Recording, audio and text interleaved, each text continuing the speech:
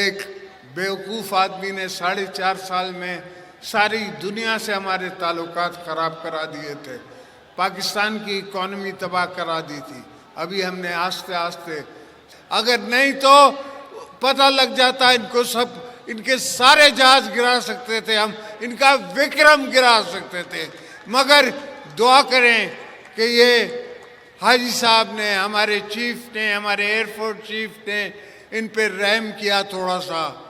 مگر انشاءاللہ اگر دوبارہ کسی میلی آنکھ سے کسی ملک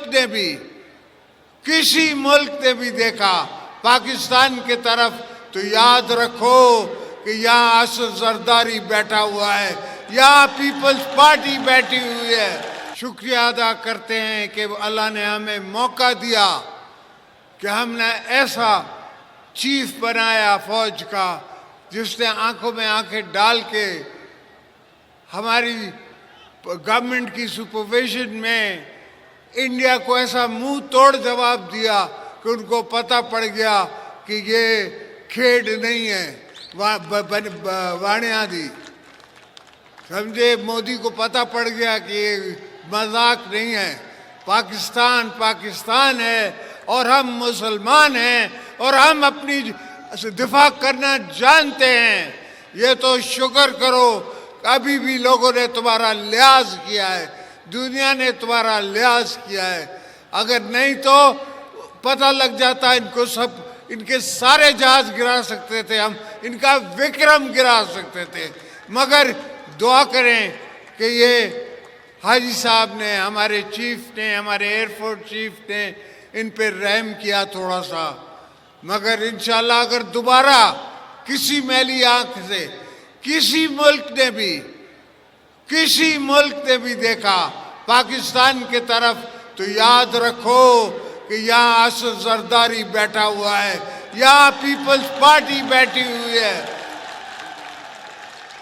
یہاں بھٹو صاحب کے وارث بیٹھے ہوئے ہیں، یا بی بی صاحبہ کے وارث بیٹھے ہوئے ہیں۔ یہ سب ورکر، یہ سب ہم جنگ کے میدان کے لیے خود تیار ہیں، ہم خود ہتھیار لے کے لڑنے کے لیے تیار ہیں، ہم اپنی جانوں کی قربانی دینے کے لیے تیار ہیں اس ملک کو، اپنے مادر وطن کو بچانے کے لیے۔ تو یہ بھول جاؤ کہ روٹی ہوگی گولی ہوگی، روٹی ہوگی گولی ہوگی، ہم گولیاں ماریں گے، تم کیا گولی مارو گے؟ اور تم نے دیکھا کہ 4 دن تمہاری ٹانگیں نہیں کھڑی ہو سکی، 4 دن تم جنگ نہ کر سکے۔ اتنی بڑی اکانومی، 10 گنا ہم سے بڑا ملک اپنے آپ کو کہلاتے ہو، مگر وہ دل گردہ کہاں سے لاؤ گے؟ وہ دل گردہ کہاں سے لاؤ گے جو ہمارے چیف کا ہے، جو ہمارے پریزیڈنٹ کا ہے، جو ہمارے پی ایم کا ہے، جو ہمارے چیئرمین کا ہے، جو ایئر فورس چیف کا ہے، جو آرمی چیف کا ہے؟ یہ دل گردہ کہاں سے لاؤ گے؟ اس کے لیے دل چاہیے، اس کے لیے جان چاہیے، اس کے لیے شہادت کی امید رکھنی ہے، اس کے لیے شہادت کی دعا اپنے لیے کرنی ہے۔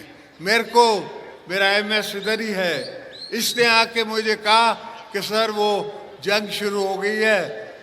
یہ ویسے تو میں نے اس کو 4 دن پہلے بولا تھا کہ جنگ ہونے والی ہے، مگر اس نے مجھے آ کے کہا کہ سر وہ بنکر میں چلیں۔ میں نے کہا شہادت آنی ہے تو یہاں ہی آئے گی، بنکروں میں نہیں مرتے لیڈر، میدان میں مرتے ہیں، یہاں نہیں مرتے بنکروں میں بیٹھ کے۔ تو یہ سوچیں کہ ہم سب تیار ہیں، اگر دوبارہ کبھی بھی پاکستان کو ضرورت پڑی، کبھی بھی ہماری دھرتی ماں کو ضرورت پڑی، تو ہم اپنی سب جان مال دھن سب کو لگانے کے لیے تیار ہیں۔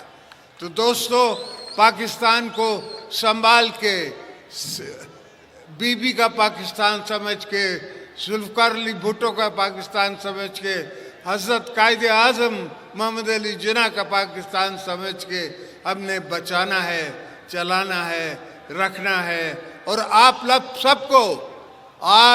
سب کو بھی بچانا ہے۔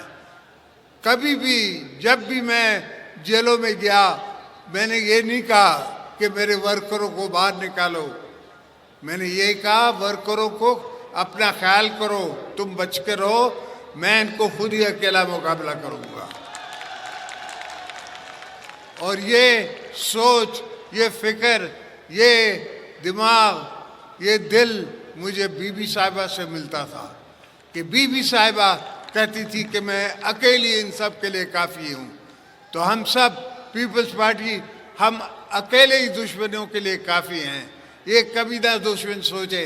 ہم نے تب بھی جھنڈا پاکستان کا لگایا تھا جہاں بی بی نے حکم کیا تھا، ہم آج بھی اس جھنڈے کے ساتھ چل رہے ہیں اور انشاءاللہ چلتے رہیں گے، ہماری آنے والی نسلیں بھی چلتی رہیں گی۔ کسی کا دل نہیں کرتا کہ وہ اپنے بچوں کو ایسی جگہوں میں ڈالے جو ہمارے ہاں جنگیں ہیں، مگر ہمیں کوئی ڈر نہیں لگتا۔ ہم کہتے ہیں کہ ہماری آنے والی بھی نسلیں لڑیں گی، اس سے بھی آنے والی نسلیں لڑیں گی اگر ضرورت پڑی۔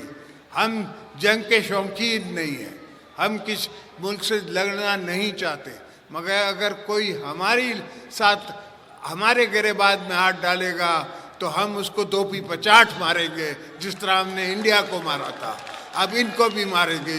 جو بھی ہماری دھرتی کی طرف ناسور آنکھوں سے دیکھے گا، جو بھی دیکھے گا، تو ہمارا ایسا چیف بیٹھا ہے کہ ان کو وہ چنے چبا دے گا، پاکستان کی آرمی ان کو چنے چبا دے گی اور ایئر فورس چنے چبا دے گی، ہماری نیوی چبا دے گی۔ یہ سب بی بی صاحبہ نے اور ہم نے پہلے سے ہی بندوبست کر کے رکھے ہیں، بھٹو صاحب سے لے کے آج تک ہم اس دن کی تیاری کر کے بیٹھے ہیں کہ ہو سکتا ہے کبھی ہماری ضرورت پڑ جائے، ہو سکتا ہے ہمیں کسی سے لڑنا پڑ جائے۔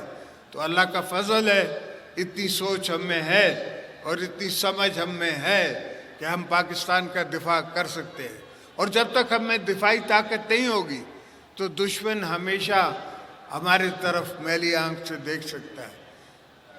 تو defence is the best offence. ہم نے ڈیفینس رکھا ہے ایسا کہ اس سے اچھا افینس نہیں ہو سکتا۔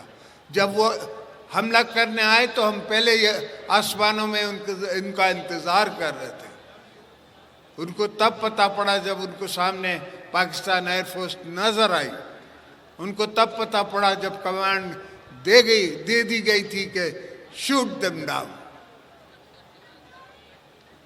تو اللہ کا فضل ہے، مولا کا کرم ہے۔ ہاں، ملک کو تکلیفیں ہیں، مسئلے ہیں، وہ آہستہ آہستہ کم ہوں گے، اس لیے کہ ایک بیوقوف آدمی نے 4.5 سال میں ساری دنیا سے ہمارے تعلقات خراب کرا دیے تھے، پاکستان کی اکانومی تباہ کرا دی تھی۔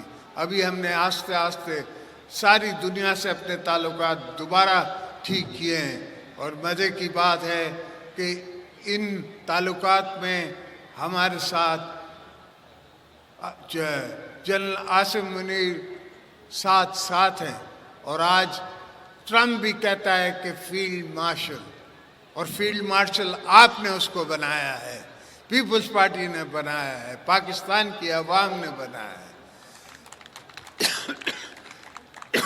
تو انشاءاللہ آپ بے فکر سوئیے، آپ کے بچوں کا، آپ کے آنے والی نسلوں کا بھی میں ضامن ہوں۔